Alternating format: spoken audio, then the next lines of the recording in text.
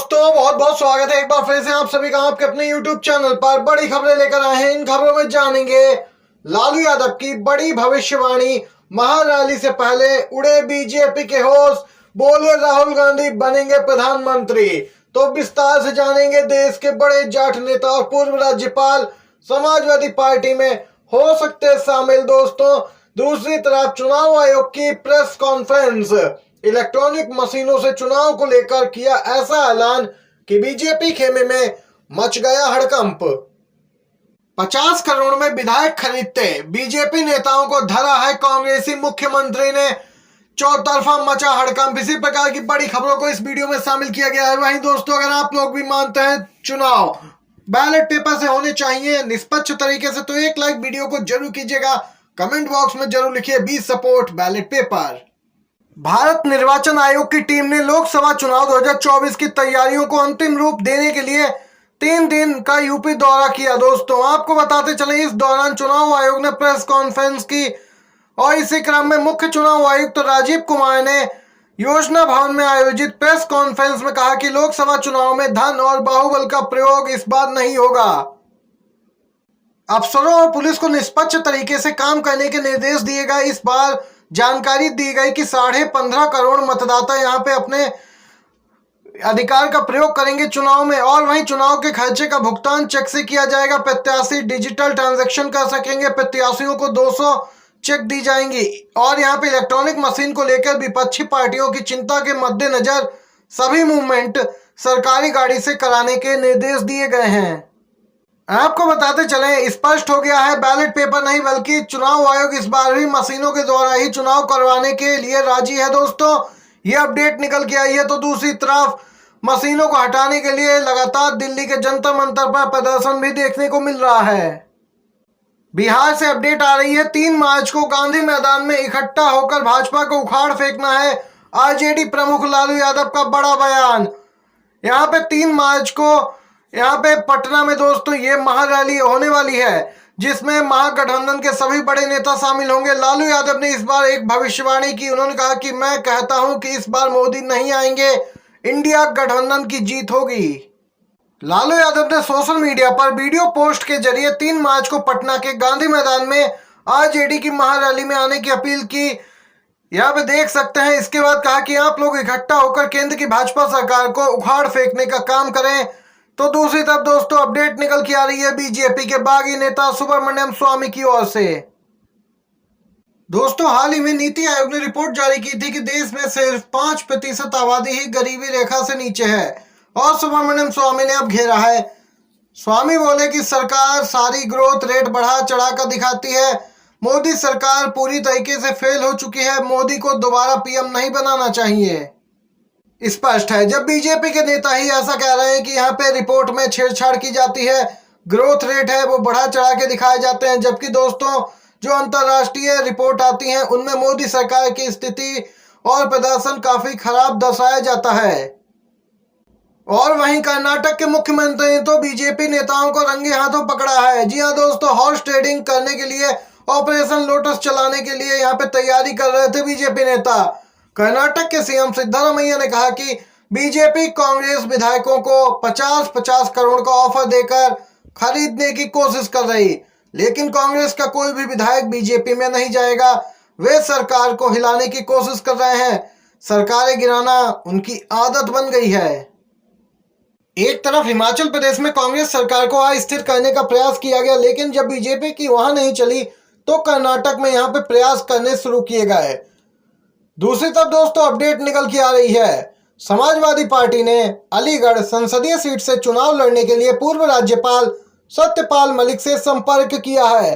सत्यपाल मलिक जम्मू कश्मीर के पूर्व राज्यपाल, पूर्व बीजेपी नेता, आए दिन अपनी ही पार्टी पर हमला भर रहते हैं, यानी बीजेपी पार्टी पर। बड़े जाट नेता हैं और इस सीट पर जाटों की अच्छी संख्या है। वह पहले भी इस सीट से सांसद रह चुके हैं। स्पष्ट है अगर सत्यपाल मलिक समाजवादी पार्टी में जाते हैं तो वह अलीगढ़ से समाजवादी पार्टी के प्रत्याशी बन सकते हैं। केंद्र की मोदी सरकार को और भी बेहतर ढंग से चलाने के लिए प्राइवेट क्षेत्र के 25 एक्सपर्ट जल्द ही केंद्र में प्रमुख पदों पर तैनात होने जा रहे हैं। जानकारी के मुताबिक पीएम मोदी की अध्यक्षता वाली कैबिनेट की नियुक्ति समिति ने केंद्र सरकार के विभिन्न विभागों में 3 संयुक्त सचिवों और 22 उप सचिवों की नियुक्ति को मंजूरी दी है। इनकी नियुक्ति के बाद मोदी सरकार के संचालन में लेटरल एंट्री के जरिए लाए गए अफसरों का बोलबाला हो जाएगा। मुख्यतः संयुक्त सचिव, निदेशक और उप सचिव के पद पर आईएएस, आईपीएस या आईएफएस के अलावा ग्रुप ए के अधिकारी रहते हैं। इनमें से तमाम आईएएस, आईपीएस को राज्यों के कैडर से भी लाया जाता है, लेकिन इस बार यहाँ पे देख सकते हैं प्राइवेट क्षेत्र के कुछ विशेषज्ञों को सचिव और उप सचिव के पद पे लाया जा रहा है, जिससे इनका बोलबाला हो जाएगा सरकार में। ये अपडेट निकल के आई है दोस्तों। बीजेपी सांसद गौतम गंभीर ने कर दी बगावत। जी हाँ दोस्तों, गौतम गंभीर ने छोड़ी भाजपा। आपको बता दें, इस बार बीजेपी ने मन बना लिया था, गौतम गंभीर की जगह अक्षय कुमार को टिकट देंगे। और इसी क्रम में पूर्वी दिल्ली से बीजेपी सांसद गौतम गंभीर ने सक्रिय राजनीति से संन्यास भी ले लिया। अब वह चुनाव भी नहीं लड़ेंगे। वहीं दोस्तों, आपको बताते चलें, अजीत पवार से जुड़े घोटाला मामले को बंद करने की तैयारी। 25,000 करोड़ का घोटाला है। यहाँ पे दोस्तों, अजीत पवार जब से यहाँ पे एनडीए सरकार का हिस्सा बने हैं, एनसीपी में बगावत की थी उन्होंने, तब से ही ईडी का रुख उनके प्रति नरम पड़ा है। उनकी फाइल भी ईडी को नहीं मिल रही। महाराष्ट्र के उप मुख्यमंत्री अजीत पवार से जुड़े 25,000 करोड़ रुपए के घोटाला मामले को पुलिस बंद करना चाहती है। पुलिस की आर्थिक अपराध शाखा ने इस मामले को बंद करने की सिफारिश की। यह मामला राज्य में चीनी सहकारी समितियों व अन्य संस्थाओं द्वारा जिला और सहकारी बैंकों से मिले हजारों करोड़ रुपए के ऋण घोटाले से संबंधित है। इस बार दोस्तों अपडेट निकल के आ रही है रायबरेली से। इस बार यहाँ पे प्रियंका गांधी चुनावी मैदान में हो सकती हैं, क्योंकि सोनिया गांधी राज्यसभा पहुंच गई हैं और वह लोकसभा चुनाव नहीं लड़ेंगी। दूसरी तरफ बीजेपी ने रायबरेली सीट पर कांग्रेस को टक्कर देने के लिए ब्राह्मण चेहरा उतारने की घोषणा की। और इस पूरे मामले में दोस्तों कुमार विश्वास, मनोज पांडे के नाम की चर्चा भी तेज है। वहीं बीजेपी के पूर्व प्रवक्ता नूपुर शर्मा के नाम की भी चर्चा तेज हो गई है। इस पूरे मामले को लेकर ये रायबरेली पर अपडेट आई है। उद्धव ठाकरे की याचिका पर सुप्रीम कोर्ट सुनवाई को तैयार, लग सकता है शिंदे गुट को झटका। सुप्रीम कोर्ट महाराष्ट्र विधानसभा अध्यक्ष राहुल नार्वेकर के फैसले को चुनौती देने वाली शिवसेना उद्धव गुट की याचिका को अगले सप्ताह सूचीबद्ध करने पर तैयार हुआ है। आपको बताते चले, पूर्व सीएम ठाकरे के नेतृत्व वाले गुट की ओर से पेश अधिवक्ता कपिल सिब्बल ने सीजीआई की अध्यक्षता के सामने इस मामले को सूचीबद्ध करने का आग्रह दिया और सीजीआई ने कहा कि हम मामले को अगले सप्ताह के लिए सूचीबद्ध करेंगे।